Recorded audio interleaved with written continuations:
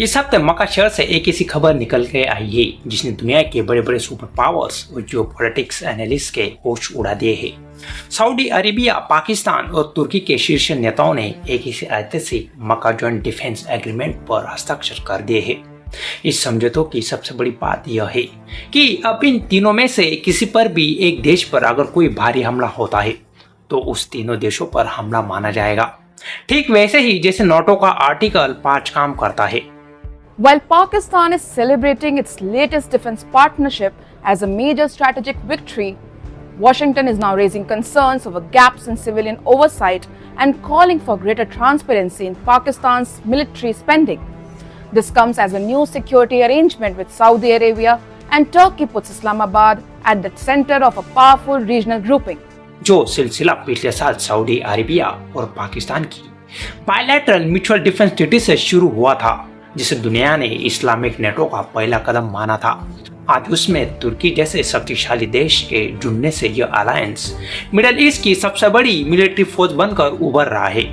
भारत के लिए यह डेवलपमेंट किसी बड़े झटके से कम नहीं है, क्योंकि एक तरफ पाकिस्तान इस पूरे रीजन में खुद को नेट सिक्योरिटी प्रोवाइडर की तरफ पेश कर रहा है, वही दूसरी तरफ भारत के पारंपरिक अरब दोस्त धीरे धीरे उससे दूर होकर एक ऐसे ब्लॉक का हिस्सा बन रहे हैं जहां एंटी इंडिया ताकतों का दबदबा बढ़ता दिख रहा है। Saudi Arabia has money, energy and enormous regional influence. Turkey brings a growing defense industry and military reach, and Pakistan brings something neither of the two possesses, a nuclear arsenal and decades of military experience that makes Pakistan extremely valuable to Riyadh. इस पूरे घटनाक्रम को समझने के लिए हमें थोड़ा पीछे जाना पड़ेगा और यह देखना पड़ेगा कि आखिर कब देशों को इस तरह के रक्षा समझौतों की जरूरत क्यों पड़ी। 7 अक्टूबर 2023 के बाद से जब गाजा और मिडिल ईस्ट में जंग का माहौल बना, तब से गल्फ कंट्रीज को एक बात बहुत अच्छी तरह से समझ आ गई कि अमेरिका अब उनका भरोसेमंद रक्षक नहीं रहा। जब इजराइल ने न्यूट्रल देशों की संप्रभुता का उल्लंघन करते हुए टारगेट स्ट्राइक शुरू की, तब सऊदी अरेबिया और उसके पड़ोसियों को एहसास हुआ कि वॉशिंगटन सिर्फ इजराइल के हितों की रक्षा करेगा, गल्फ देशों की नहीं। अमेरिका जो दशकों से इस इलाके का स्वयंभू सिक्योरिटी गार्ड बना बैठा था, वह संकट के समय में पूरी तरह से बेबस और नाकाम साबित हुआ। जब ईरान और उसके सहयोगियों ने रेड सी और स्ट्रेट ऑफ हॉर्मुज जैसे अहम समुद्री रास्तों पर दबाव बनाया, तब अमेरिका अपने ही बेसिस और कमर्शियल जहाजों को सुरक्षा देने में असफल रहा। इसी सुरक्षा शून्यता को भरने के लिए सऊदी अरेबिया ने सबसे पहले पाकिस्तान और अब तुर्की का हाथ थामा है। अगर निष्पक्ष होकर देखा जाए तो यह नया डिफेंस पैक्ट इन तीनों देशों के लिए एक परफेक्ट विन विन सिचुएशन पेश करता है। दशकों तक नेटो का अहम हिस्सा रहा तुर्की अपने साथ दुनिया की बेहतरीन सेनाओं में से एक और अत्याधुनिक ड्रोन तकनीक लेकर आती है। सऊदी अरेबिया के पास असीमित पेट्रो डॉलर और दुनिया की सबसे बड़े तेल भंडार की ताकत है, और पाकिस्तान इस गठजोड़ का ताला है, अपने लाखों की फौज और पूरे इस्लामिक जगत का एकलौता न्यूक्लियर आर्सेनल। जब इन तीनों की ताकतों पर एक मंच पर मिलती है तो यह एक ऐसा डिटरेंस तैयार करता है जिसे नजरअंदाज करना इजराइल या अमेरिका किसी के लिए भी आसान नहीं होगा। रिपोर्ट्स तो ये भी इशारा कर रही है कि आने वाले दिनों में मिस्र, कतर और यूएई जैसे देश भी इस अलायंस की छतरी के नीचे आ सकते हैं, जिससे गल्फ की पूरी पावर डायनामिक्स हमेशा के लिए बदल जाएगी। लेकिन सवाल यह उठता है कि क्या यह अलायंस सच में ईरान को रोकने के लिए बना है या इसके पीछे कोई और बड़ी जियोपॉलिटिकल बिसात बिछाई जा रही है। कई पश्चिमी विश्लेषक इसे सुन्नी शिया टसल के रूप में देख रहे हैं, और इजराइल का भी यह मानना है कि यह एक नया हॉस्टाइल ब्लॉक खड़ा हो रहा है। लेकिन गहराई से विश्लेषण करें तो पता चलता है कि इस ट्रीटी का असली निशाना कोई क्षेत्रीय देश नहीं है, बल्कि अमेरिका की वह दबाव बनाने वाली विदेश नीति है, जिसके तहत वह गल्फ देशों को जबरन इब्राहिमी अकॉर्ड्स में घसीटना चाहता है। डोनाल्ड ट्रंप और अमेरिका प्रशासन लगातार सऊदी अरेबिया पर दबाव बना रहे थे कि वह इजराइल के साथ अपने संबंध नॉर्मलाइज करे, यहाँ तक कि उनकी सिविल न्यूक्लियर डील को भी इसी शर्त से बांध दिया गया था।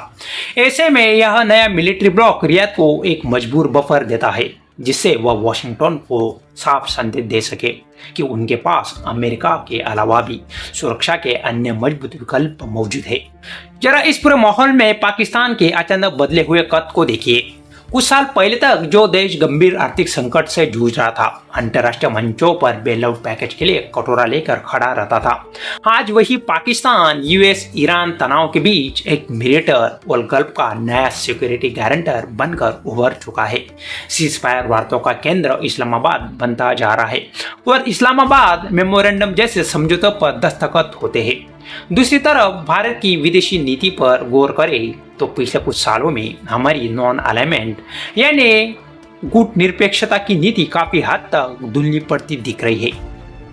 एक तरफ जहां हमारे पारंपरिक सहयोगी देश पाकिस्तान के सुरक्षा घेरे में जा रहे हैं, वही हम अंतर्राष्ट्रीय मंचों पर एक अलग थड़क पड़ चुके रूप के साथ खड़े नजर आ रहे हैं। सालों से भारत का दुनिया में दबदबा इसीलिए था क्योंकि हम किसी भी देश की जंग में आंख मूंदकर किसी एक खेमे का हिस्सा नहीं बनते थे। हमारी स्वतंत्र विदेश नीति ही हमारी सबसे बड़ी कूटनीतिक ताकत थी। लेकिन आज जब पूरा इस्लामिक ब्लॉक अपनी सुरक्षा का नया ढांचा तैयार कर रहा है, तब भारत का एक ही पल्ले में अपना पूरा वजन डाल देना हमारी पारंपरिक अरब कूटनीति के लिए बेहद संवेदनशील मोड़ साबित हो रहा है। जब आपके रणनीतिक साझेदार ये महसूस कर लेंगे कि आप उनकी सुरक्षा चिंताओं से दूर हो रहे हैं, तो वे स्वाभाविक रूप से अन्य विकल्प की तरह तड़प पड़ेंगे और पाकिस्तान ने इसी मौके को आपदा में अवसर की तरह भून लिया है। आखिरकार इस पूरे मामले से भारत के लिए क्या सबक निकलता है? मकाम में दस्तखत हुआ यह एग्रीमेंट सिर्फ 3 देशों का कागजी समझौता नहीं है, बल्कि यह बदलती हुई वैश्विक व्यवस्था का एक स्पष्ट संकेत है। अगर भारतीय कूटनीति ने समय रहते अपने बहुपक्षीय संबंधों में संतुलन कायम नहीं रखा, तो आने वाले समय में हमें एनर्जी सिक्योरिटी से लेकर अपने पड़ोस की सुरक्षा तक कई मोर्चे पर अकेले ही चुनौतियों का सामना करना पड़ सकता है।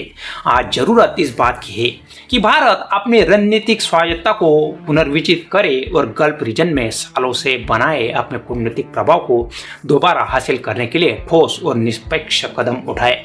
आपको क्या लगता है, क्या यह नया इस्लामिक नेटो गल्फ की स्टेबिलिटी को बढ़ाएगा या इससे साउथ एशिया और मिडिल ईस्ट में एक नया शक्ति संतुलन का संकट पैदा होगा? अपनी राय कमेंट सेक्शन में जरूर बताइए। आपको अगर वीडियो अच्छा लगा हो तो वीडियो को ज़्यादा से ज़्यादा शेयर करें। मिलते हैं अगले वीडियो में, तब तक जय हिंद जय भारत।